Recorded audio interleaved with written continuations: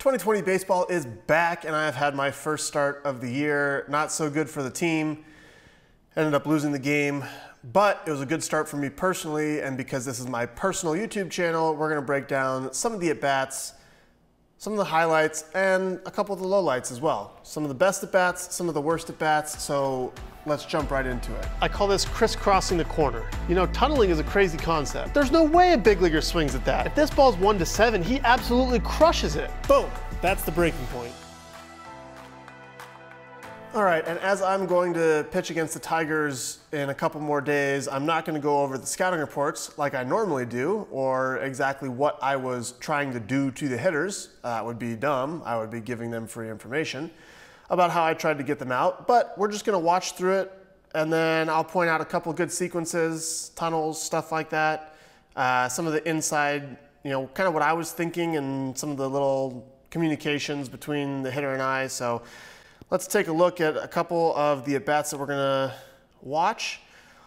This one is to scope. This is in the first inning. And I just think that this is a very well executed sequence overall for a couple different reasons. I executed that one really well. This one's always fun. Matching up with Miggy is, we've had, I don't know, I think he has like 44 or 47, I don't know, somewhere in the mid 40 at-bats against me. And so every one seems a little bit different. I think I have a breaking point on here about one time that he kind of got me. So going up against him and in this situation, he kind of got, I got a bruise on my leg from that. I didn't feel like it hit me that hard, but he got me. This one is one of the worst at bats. This is Crone to lead off the second, and I have this tendency where I don't know if it's a focus thing or if I'm just not loose, but I walk the leadoff hitter of an inning. It's pretty brutal. I got a quick out, and then I do the same thing to one of the next hitters, but I come back here, and I want to talk about this at bat and the mentality in a 3-0 count.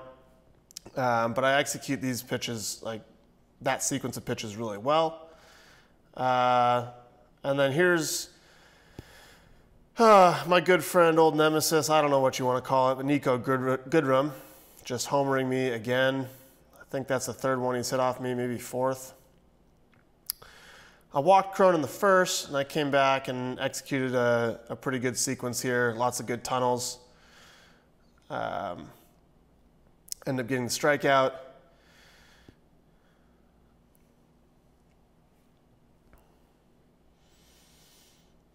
Gave him a pitch to hit right there. Dotted a pitch there. And then this sequence, gave him another pitch there and then finish him off. So that was a pretty good tunnel. We'll talk about that. This at bat, we got a guy on first and threw some really good pitches here. He put together a really good at bat. I don't know how Kurt picked that ball and even got a throw off, but then ball squeaks through. So now we're in a big situation. I'll go over my mindset here. And then we start seeing some high-end velo here, 97s. Whoa, lost that one a little bit.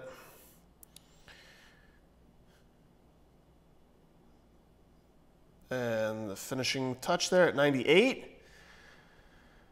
And then this sequence I execute pretty well again. Thought I had in there. And then last one of the day at 100 pitches.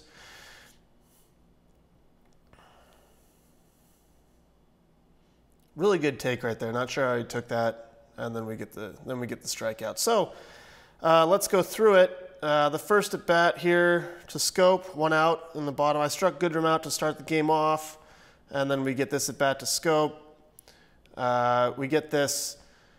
This cutter probably started somewhere in this range. Let's see. You can't. There's too much red on the screen. Let's go yellow. Cutter probably started off as if it were a fastball, kind of in that range. And ends up, you know, breaking this way.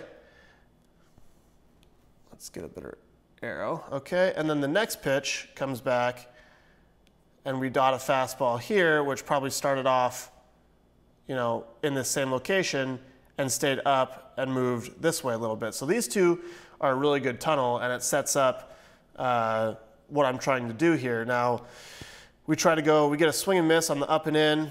Assuming he's late on this, let's go back. looking at the swing, like hands are drawn in, kind of alligator arms this, and the ball's by him. So assuming he's late, I try to go just a little bit higher. Missed by a little bit, but still plays well. So now we have a fastball that's kind of up here as well. And in this case, like it's a pretty good time to throw a breaking pitch. You've sped him up a little bit in, you sped him up a little bit more up above, and now it gives a little bit of protection, at least visually. You've raised his eye level. You have this level, and this level now. So he's seen all of these in the at-bat, and so now starting a breaking ball in any of these locations is not necessarily a bad play. Because there's a little bit of protection there. So we come back with the curveball, and if you see where this one starts, it's tracking somewhere up in this area here, which is on the same height as the first two pitches of the at-bat. You can see how that's kind of tracking up on that height, and then it ends up below the zone. So this is a really good example of executing some tunnels and setting up the eventual pitch that you're trying to get a guy out with, or that you end up getting the guy out with later on in the at-bat. This one's just fun. I was 93 the first inning, and then when Miggy came up, got a little extra adrenaline from facing an old foe, and we see some 96s come out. I thought I'd get him on one of these over here. Missed with the comeback two-seam on that one, and get that one by him. Now this right here, let's see here. If you look at, he fouls it off. I look at him. He kind of looks at me. There's a little bit of a, you can see a little bit here where he's, if you watch his head, he's kind of like nodding at me. So there's a couple of these times where throughout the game, I threw him a pitch. You know, I gave him a pitch to hit. He was on it. Just missed a little bit, but you see he takes a really good swing at this. He gets the barrel to it, and actually ends up getting pretty full extension on his arms. So beat him just a little bit. He was just a tick late on it, but it was kind of one of those like 3-2, I'm going to challenge you and see what happens. So he kind of gave me a nod like, okay. Almost, I interpreted it as like respect for that. And then he comes back here and we try to go in. Get it in enough. Gotta make sure I'm on the plate here, 3-2. He's very good at taking, you know, these pitches up here. He won't swing at those. He only will swing at the ones in the zone in 2 strikes when he has to. At least that's my, history with him. And he actually gets me right on the butt there. And it deflects, and we make a really nice play there by a meter. But on the way down the line, he's kind of laughing about it here. I'm walking off the field. He's turned around and headed back towards the dugout, and we kind of laugh and like, oh, it got me right here. I felt it and had a little chuckle about it. So that was a fun at bat. This one's just really bad. I executed a really good pitch there, and then I just lose. I don't know what was going on here. I just lose 3 pitches that are not even competitive. So that's a tough one. You walk the leadoff guy of an inning. Everything's kind of going south from there. The next pitch I threw, I got a pop up on a cutter. I was trying to go away with it. It ended up kind of over here and got lucky and got a pop up. And then we come to this at bat, and we end up with, we're just kind of spraying the ball around. This is really the only time throughout the game that my command really left me. And this is the second inning for whatever reason. I don't know if it was an adrenaline dump, a focus, I don't know what exactly happened. But we end up in this position where we're 3-0, and we have to execute a pitch here. I don't want to walk him, but I also don't want to throw something in the center of the zone where he can, it's 2 runs. If he hits a homer, it's 2 runs. So the mindset here is, okay, let me execute a pitch, and let me try to execute 3 pitches in a row. Understanding that the at-bat's probably already over. I probably already have lost him. I put myself in a really bad situation. I'm not going to give in and just try to hunt the middle of the zone here, but we're going to try to execute some pitches. So we go away, and I execute a good spot right there. Probably not a pitch that he's looking to hit. I mean, as a hitter, I'd imagine in a 3-0 count, if you get something somewhere in that area, you're probably trying to turn on it and let it eat, try to hit a homer. But if you get a pitch away like that, probably not going to do a whole lot of damage on it. So we get back to 3-1, and now we come back with a cutter in the exact same spot. Now, Throwing a cutter here, we get a swing on it, but it's 3-1, and it sets the tone that, like, I'm not going to just sit here and feed you fastballs.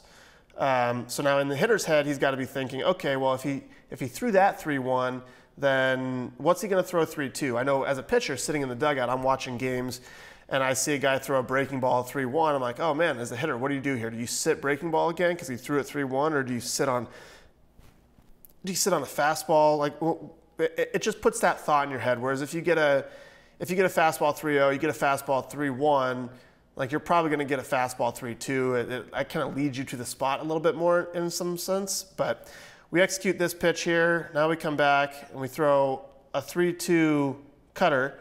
This one ends up kind of down middle.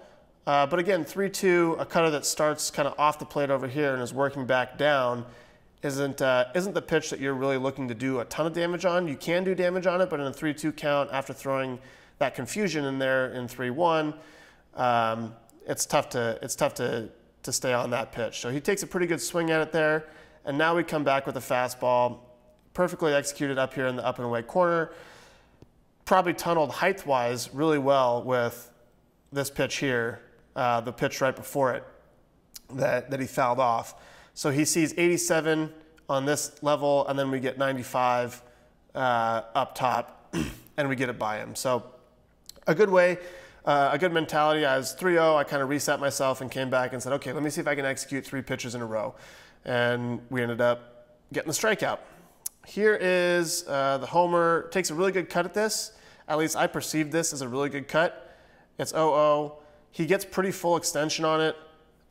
It beats him a little bit. You can see, like, it's sliding off his barrel already right here. He probably wanted to be, just, I don't know, definitely not to this frame of the video, probably like a quarter of a frame more, and he gets the barrel to it, but he takes a really good swing at this. He's right on it, has a good cut.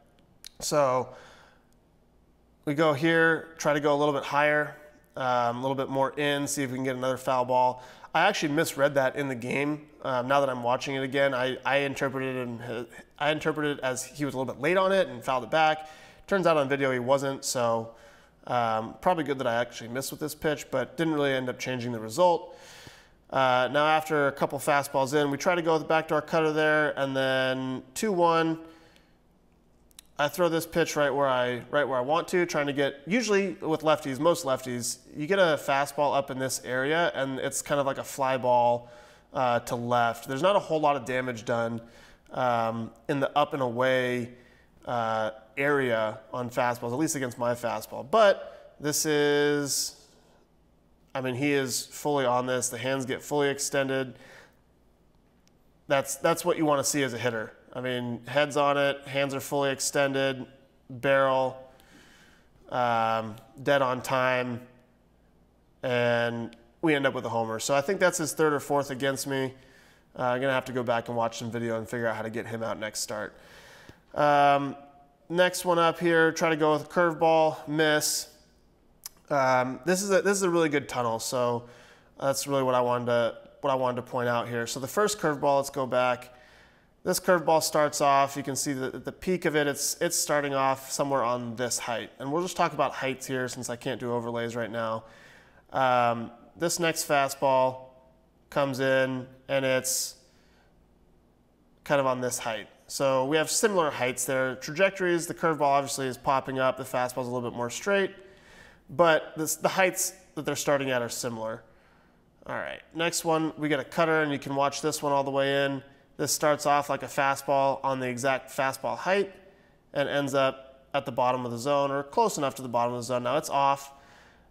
We get very little buy-in here. We get a little bit of hip action, a little bit going on here. So I think there was intent to swing here. If it's a strike, I think he just realized it's away, and he has a pretty good take. That pitch doesn't miss by that much. It probably starts, like, if that's a fastball, it's for sure going to be a strike because it runs back to the plate.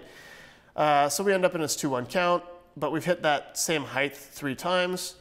Now we come back and we hit that height again with the fastball. And after getting that one by him, we go a little bit above it and we get the strikeout. So This one was all about like just playing this height over and over and over and disguising, you know, you have one curveball that ends up down here, you have a cutter that ends up here, you have a couple fastballs that end up here, and then you go just a little bit above it and you get the swing and miss. So that's just the height.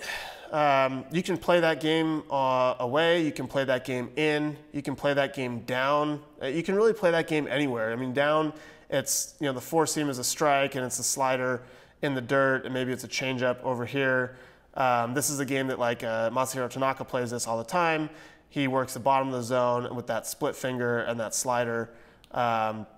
Carrasco does that really well as well. Fastballs down, slider off of that. So that's just a height game, a tunneling game that you can play kind of anywhere in the zone, but that's more the vertical tunneling game.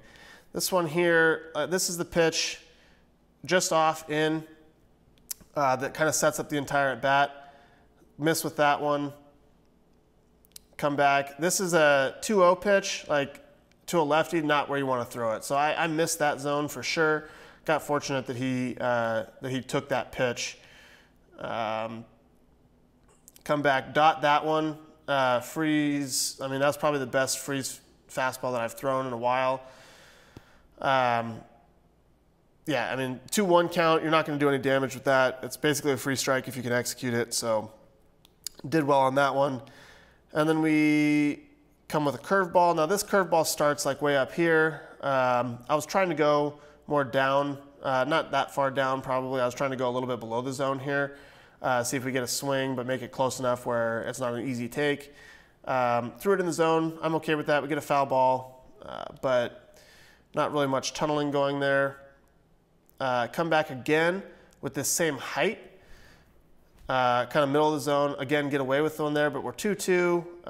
I just threw a curveball, so not sure exactly what I'm going to be throwing there. Probably looking for another breaking ball. We get fortunate on that one, and then we come back with this cutter.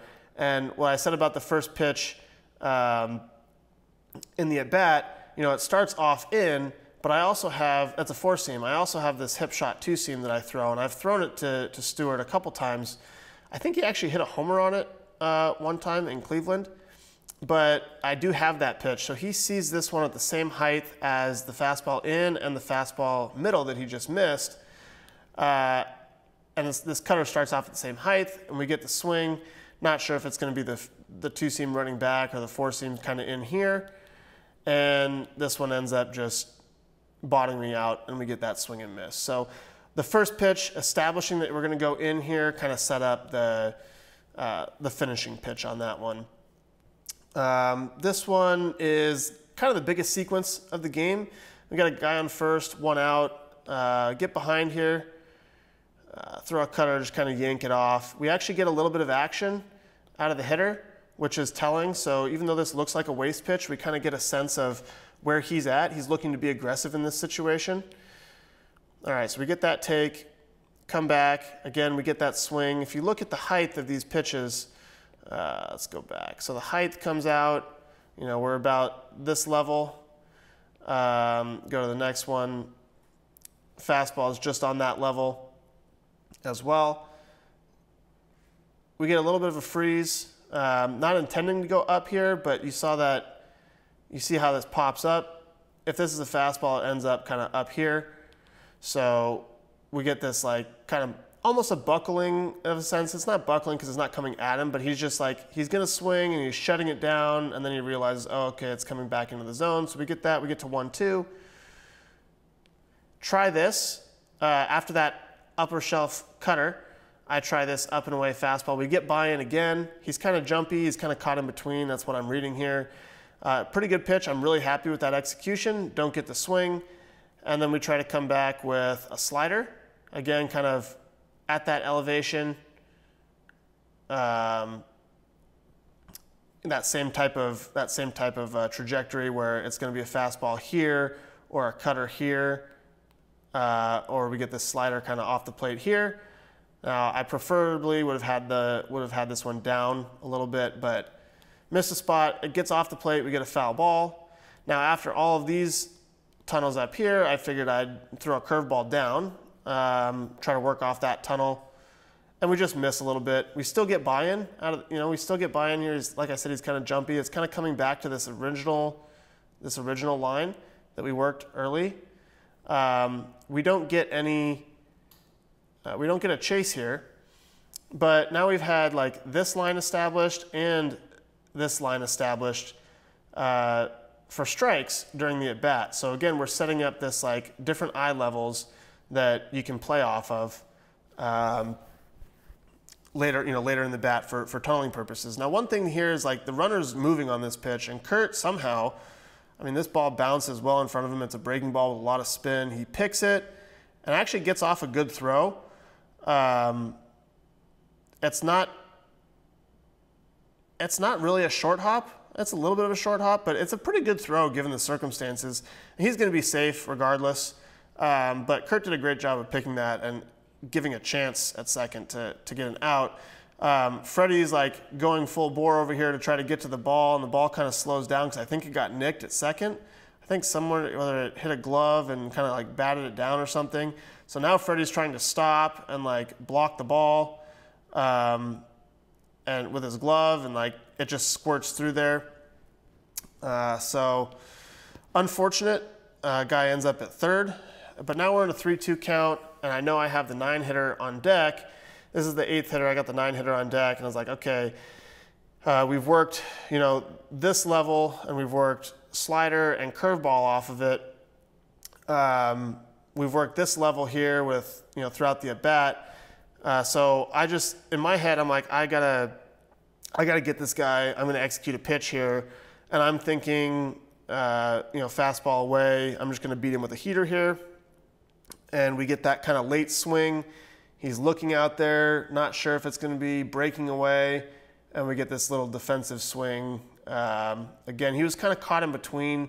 Didn't know if he was going to sit on fastball or a breaking ball here, and we get this well-executed comeback two-seam that starts off the plate and comes back. It probably starts off looking like it's going to break over here, so he's like, oh, that's a ball, and then realizes it's coming back. This ball is basically in the catcher's glove already before the swing gets off. So we get that one. Now we got 2 outs. We got a guy on third. We're already down 1-0. So I'm like, I can't let this run score. And I got this extra little adrenaline boost. Kind of put myself in that mindset. And this is what we end up with. 97 up, 97 painted. Now we really missed with this one. Actually, almost like it appeared almost as if he swung, but a little bit jumpy at the plate. I think there's a little bit, there's an aggressiveness here that, wanting to swing, wanting to drive that run in. So I read that, came back here, figuring the aggressiveness, if I execute a pitch down here, might get a ground ball, might get a swing through. And missed, and now we're in a 3-1 count. I don't want to give him something here, a fastball in the zone that he's going to hit. I feel pretty confident that after missing with this pitch, I can make that adjustment. So I chose to come back here with a cutter. Again, this kind of top shelf cutter. We get a swing here. It's a tough pitch to hit because it starts up and it kind of comes back down into the zone. Numbers against those cutters league-wide are just not that good. Top shelf breaking balls. So he I think he's out in front of this a little bit. 3-1, got to be expecting a fastball. We get that. And then this one, I was like, okay, I'm 3-2. I'm just going to flat out beat you. I said to myself, I was looking, I picked out a target. I knew exactly where I was trying to throw it. I was looking right here at Kurt's mask. I'm like, all right, I'm going to just throw this fastball as hard as I can right through Kurt's mask. And this is the result. Right through Kurt's mask. And this ball just beats him. He's late, probably expecting some sort of off speed. Kind of what I was talking about earlier. You throw a 3-1 pitch in the zone, and the hitter there's a little bit of confusion there. Like, okay, well, is he going to come back with a fastball, or is he going to throw the same pitch that he threw 3-1, 3-2? And so it kind of gets trapped in between here, not sure what to look for, and we get that strikeout. We get a big yell out of me because that's a big situation. And really, once my adrenaline spiked there, the rest of the game was kind of, I was just riding out that adrenaline rush. So this is the 6th. We give him scope a pitch to hit here, hanging breaking ball. Generally, he's pretty good on those pitches. So I definitely missed my spot there. Got lucky there's a foul ball, but came back and executed, you know, perfect fastball there late. I thought I had him on that one, you know, after being late over here, and I figured I'd just, you know, stick a fastball away, maybe get a freeze. Thought I had him. You see that little walk off the mound there. I'm like, okay, because Kurt got me. Kurt got outside this ball, and when he's catching it, the ball is dragging his glove to the center of the plate. Really good framing technique right there by Kurt, and he actually fooled me. When I saw where his glove was, I was like, oh, that's a clear strike. Upon review, good call by the umpire. And then we come back here with a really well executed slider. And if you look at this tunnel, this pitch is close. So let's see, we'll just, all right, so this pitch follows, it's like here, and then here, there's a tunnel, there, and then there.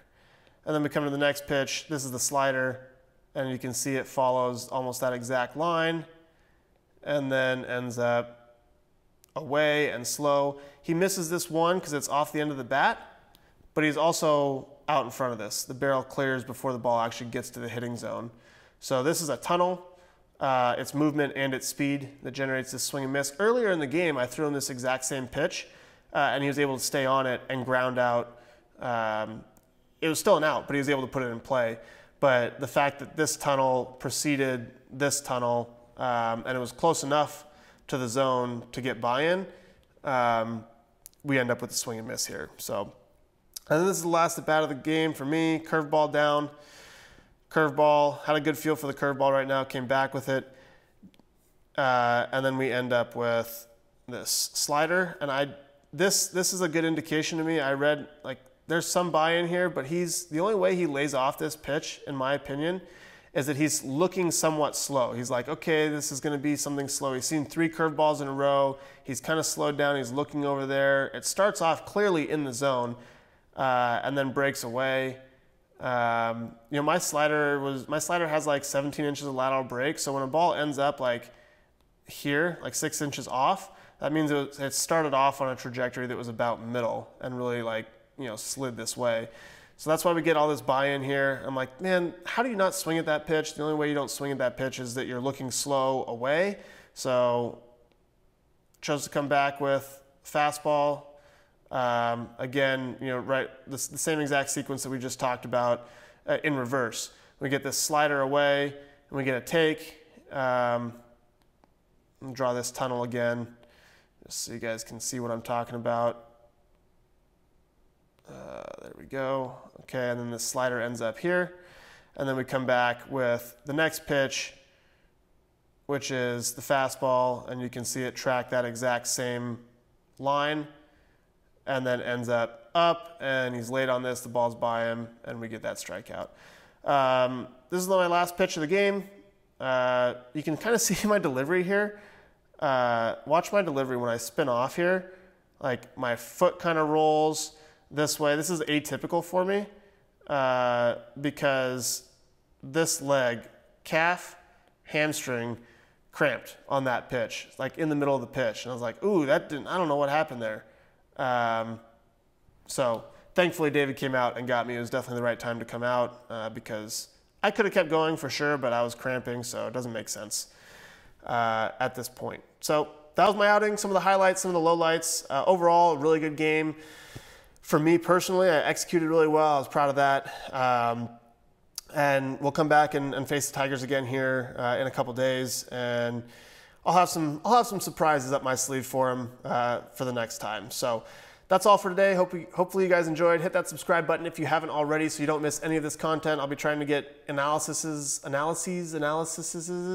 of my starts up in real time, so you can kind of see what I was thinking and what's going on in my head as the season goes along. So get ready for that. Hit that subscribe button so you don't miss any of it. Leave me a comment. Let me know what you thought of it down below. Share it with your friends if you haven't already done that, and I will see you guys in the next video. Have a good one.